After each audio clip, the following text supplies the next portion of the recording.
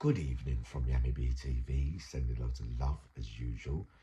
This is just a short video for a few minutes to let you know what I've learned about YouTube since, coming onto social media after so many years of not knowing about technology. We know that I've learned quite a lot now. I understand a lot more.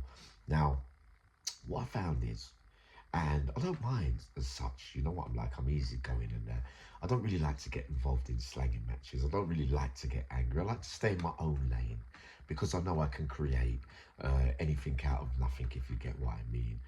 Some of us are blessed with certain skills without being big-headed, if you get what I mean.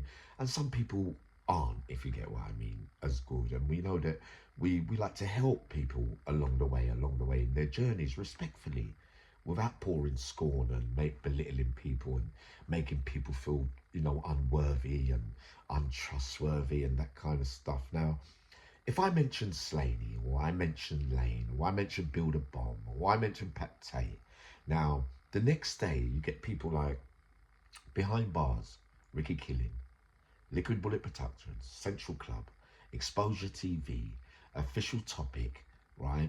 All these other stations, when I mention the names, respectfully, you know what they do?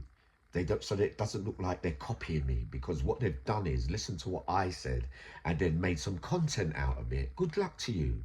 I'm not going to hold but no bad feeling about that. That you learned, I reminded you of something, and you can make a video out of it. But you know what they do? They tag me in their videos and mention me and say that, yeah, Yami mentioned it, blah blah blah. Now, what we find is that there's others out there that, with every name that I call, come out with stories straight away about the same person, going on for months and months and months and months. But they don't tag you in them. They, they will have battles over the stories and the rights and wrongs, where they were there, and they can't even give the dates and times and things. They can't even get the right prison where it was. They don't even know where they was, if you get what I mean. But we accept, some people are short of, of a old age, not being wicked or anything, or short of a little bit of intelligence, that some of us have got, and sadly some of us haven't got, if you get what I mean. We know that I'm quite a good speaker. We know that I've got quite a good voice. We know that I've got certain abilities and talents and things, but we know that I also have difficulties and I'm vulnerable at times. Now, you get round to, I don't like getting involved in slanging matches. Ever since you've known me, I like to stay in my own lane. Apart from now and again, I get a little bit angry. I regret, sometimes when I get outbursts where I have to say and warn people and that kind of stuff. So forgive me for that, please, because it's not really my style. Now, I find it hard to believe, right? And many of you will understand what I mean when it comes to people with addictions, people, the sufferers, of abuse and that kind of stuff. When you go out and you slander and pour scorn and belittle and make people feel unworthy about themselves for being vulnerable at certain stages of life, is beyond belief for me. I really, really, really can't see it, because I know deep down there are so many sufferers like me and many others out there that go through the struggles of trauma and addiction and different kinds of stuff, that they struggle with mental health and that kind of stuff every day.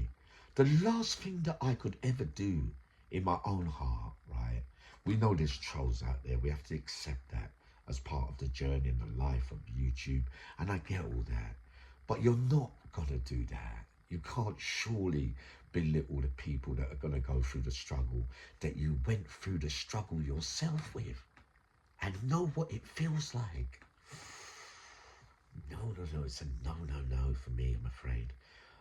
It's not in my nature. I haven't got a nasty word to say about the strugglers and the sufferers, I'm afraid. And I know that many of you love me for that. And I know that there's many of you going through the struggle and continue to go through the struggle. Many of you are beating it or winning on a consistent basis as years go by. You triumphant in that when you look back and you think, wow, I crossed that bridge and I got over it and I won't go back to it.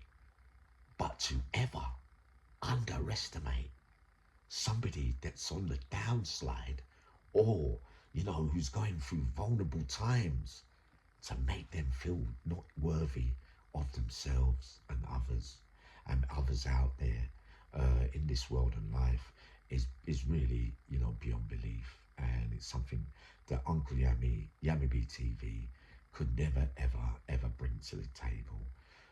It's a wicked thing to do. For me, you know, I stand by. You know, I always want to be honest with you and that. And I've learned, you can copy whatever you want to do. That's your business. But, you know, I won't have a go at you for that.